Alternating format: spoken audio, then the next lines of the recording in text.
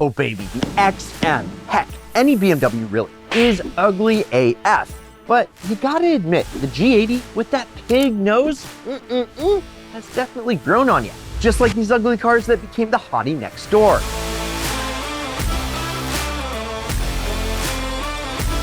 And let's start off with Mr. Rotary. The FC Mazda RX-7. Some say it looks like a fish and others like a melted bar of soap, but we all know that it's aged quite well. From the unique wedge-shaped front end to the squared-off rear, the design wasn't exactly applauded in its day. And partially because of it, things got to the point where they could be had for less than half of what they go for now.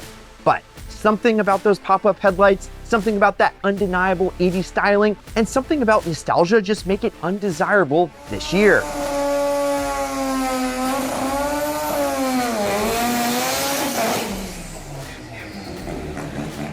Of course, the special Winkle rotary adds points to the FC's cool factor as well.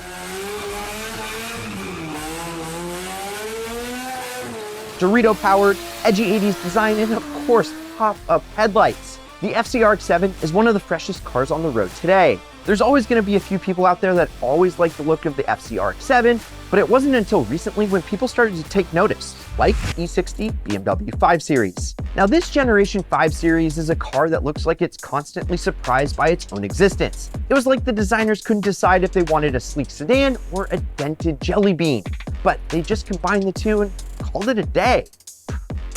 Backboard. But somehow, against all the odds, the E60 has managed to age like a fine wine, or at least a slightly less expensive box wine. Maybe it's the way the headlights glare out like a disappointed parent, or the oddly shaped taillights that seem to be melting off the car, or that bizarrely placed crease that looks like they were drawn by a child with a shaky hand. Whatever it is, and this is forgoing the absolute monster of an F1-inspired V10 engine found in the M5,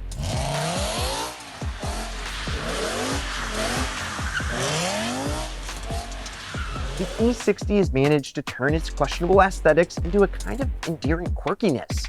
And the same can be said for the Volvo 240.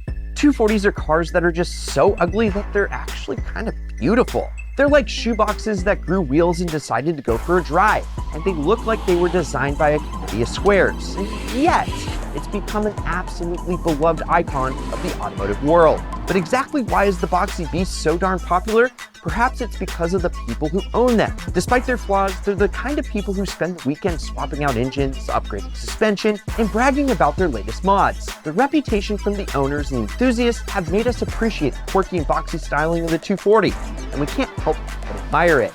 Our next car, the Ford Fox Body Mustang, was so ugly that most people ended up putting it in junkyards or just scrapping it altogether. Today, we like the Fox Body Mustang. Well, at least I do. Trav still doesn't love the thing. It's a car that's as polarizing as it is iconic. Some people love it, other people hate it, and still, others just kind of scratch their cowboy hat and wonder, what's all the fuss about? But let's be honest, the Fox Body Mustang wasn't the prettiest car on the block when it was first rolled off the assembly line in the 1980s. It had all the charm and grace of a cinder block on wheels.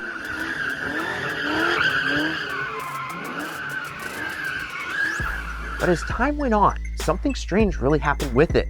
The Fox Body Mustang started to grow on people, and they were able to see past the car's flaws and appreciate it for what it was, a reliable, affordable, and surprisingly compact, nimble, fun muscle car. And this next car is undeniably ugly, but that's what makes it so darn charming.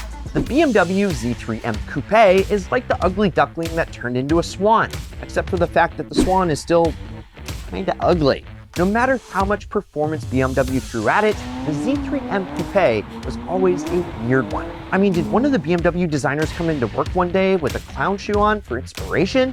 Maybe it's because it's rare, maybe because it's just quirky, maybe because it's just so damn ugly that it's cute. But the Z3M Coupe sure has caught the minds and hearts of enthusiasts all over the world.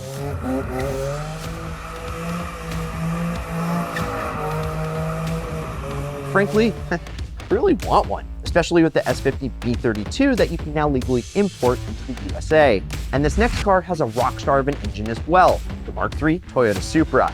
Yeah, like the FC RX-7, the Mark III, well, is undeniably 80s. It's a car that's as divisive as it is legendary.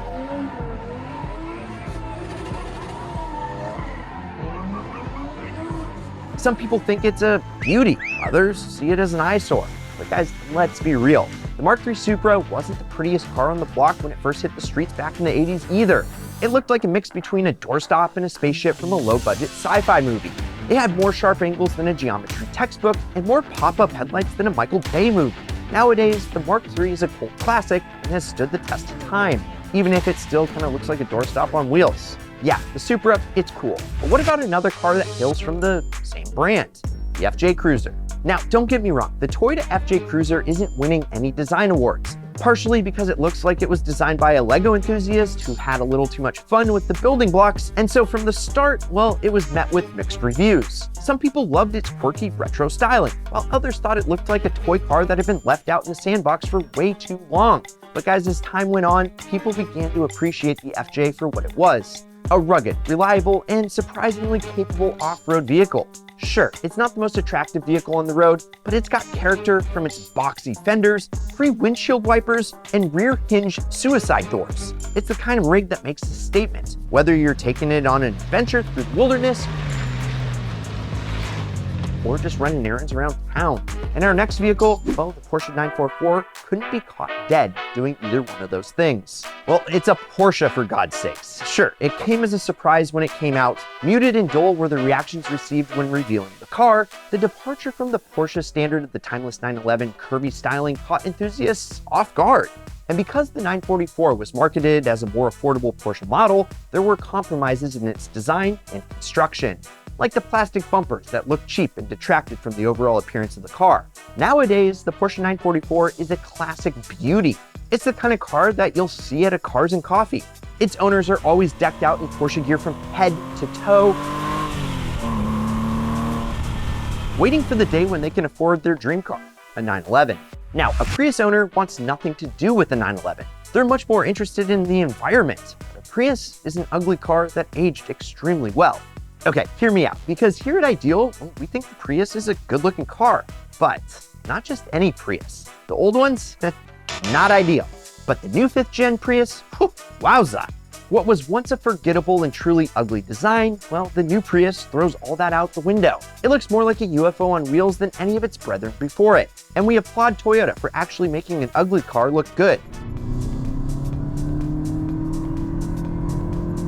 Because the Prius has come a long way from its potato-shaped beginnings. So what other ugly cars have aged well? Let us know in the comments below, and check out one of these Ideal vids up here, or whatever YouTube recommends you watch next down here. Also, snag some brand new swag. I've linked to it in the description below. And, well, like, subscribe, turn on that notification bell. I'm Brad, this is Ideal, and promise me one thing: keep living the Ideal lifestyle.